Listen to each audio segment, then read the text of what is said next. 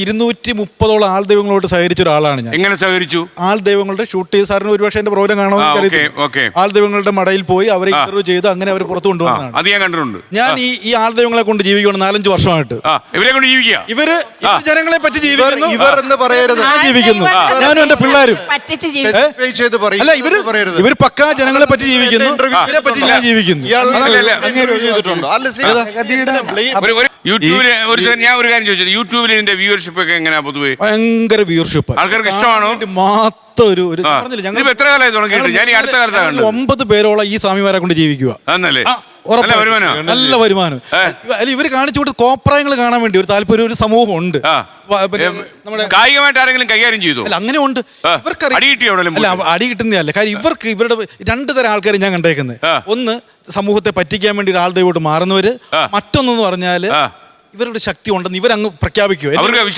ദൈവത്തെ ശിവൻ കയറി, എന്റെ ദൈവത്തെ ഇന്നാൾ കയറി എന്ന് ഇവരങ്ങ് അപ്പൊ കാണുന്ന ആ സംഭവം ഭയങ്കര സംഭവമാട്ടോ. ഇന്ന് ഒരു സമൂഹം ഇവരെ അങ്ങ് ദൈവമായിട്ട് മാറ്റുകയാണ്. ഇത് വെച്ച് നല്ലൊരു കച്ചവടം അവിടെ നടക്കുകയാണ്. ഈ ആറ്റിങ്ങലില് ഒരു കൂലിവേലയ്ക്ക് പോകുന്ന ഒരു അമ്മയുണ്ട്. അപ്പൊ അവിടെ എന്നോട് പറഞ്ഞു ഇവിടെ ഒരു ദൈവമുണ്ട്, ഒന്ന് ഇന്റർവ്യൂ ചെയ്യാൻ പറ്റുമെന്ന് ചോദിച്ചു. അങ്ങനെ പോവുകയാണ്. ഇവർ തൊഴിലുറപ്പിന് പോകുന്ന സ്ത്രീയാണ്. അപ്പൊ ഞാനും ക്യാമറമാനും പോവുകയാണ്. ഞാൻ അവിടെ ചെന്നപ്പോഴത്തേക്ക് അമ്മ അവിടെ സിറ്റ് ഔട്ട് ഇരിക്കുന്നു. ഞങ്ങൾ ഇന്റർവ്യൂ ചെയ്യാമെന്ന് പറഞ്ഞു. ഇപ്പൊ ഇവർക്ക് ദൈവമായിട്ട് മാറിയല്ലേ പറ്റൂ. ക്യാമറ ഓണാവും പോവാണ്. ഇനിയിപ്പം പഴയ രത്നമ്മ ചേച്ചി അല്ല, ദൈവമായിട്ട് മാറിയേ പറ്റൂ. ഉടനെ അകത്തുനിന്ന് ഒരു ഭയങ്കര ആക്രോശമായിട്ട് വരുന്നു. അപ്പം ഞാൻ ക്യാമറ ഓണാക്കും. അപ്പം ഞാൻ ഭയങ്കര ബിൽഡപ്പ് കൊടുക്കും. അതാ നമ്മൾ ഏതൊരു ആകാംക്ഷയോട് കാത്തിരുന്ന ദൈവം നാഗദൈവം ഇപ്പോൾ ശരീരത്തിൽ കയറുന്നൊക്കെ ഭയങ്കര ബിൽഡപ്പ് കൊടുക്കുമ്പോൾ ഇവർ ദൈവമായിട്ട് മാറുക. ഒന്നുമില്ല സംഭവം. നമുക്കറിയാം, നമ്മൾ ഉള്ളിച്ചിരിക്കുക. ഉടനെ ഈ സംഭവം പുറത്ത് ചാടുന്നു. ഉടനെ ഉരുണ്ട് ഒരൊറ്റ ബഹള ചെന്ന് ആ ഭിത്തിയിൽ തലയിട്ടിച്ച് ചോര പടപടാന്ന് പറഞ്ഞ് വീഴുകയെ. പേടിച്ചു പോയി. ദൈവം ഈ സ്ത്രീ ഭിത്തിയിൽ വന്ന് ഞാൻ പേടിച്ചു പോയി. ആരുമില്ല, ഞാനും ഉണ്ട്, ക്യാമറനുണ്ട്, അമ്മയും മാത്രമേ ഉള്ളൂ.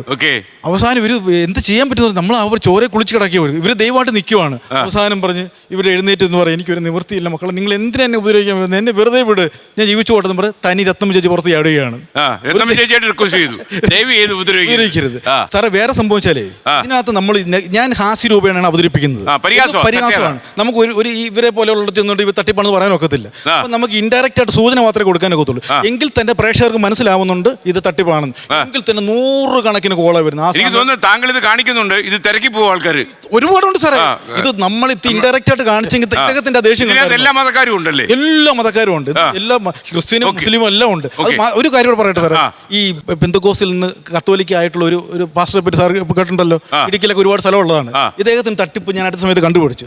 സംഭവം എന്താണെന്ന് വെച്ചാൽ ഇവരുടെ ഈ നമുക്ക് പിടികിട്ടാത്തൊരു വിഭാഗമാണ് ക്രിസ്ത്യൻ നേതാക്കന്മാർ. അവരുടെ ഇവരൊക്കെ പാവങ്ങളാട്ടോ, ഇവർ ശുദ്ധന്മാരാ. ഈ ഭാവസമയത്ത് ശുദ്ധന്മാരാ.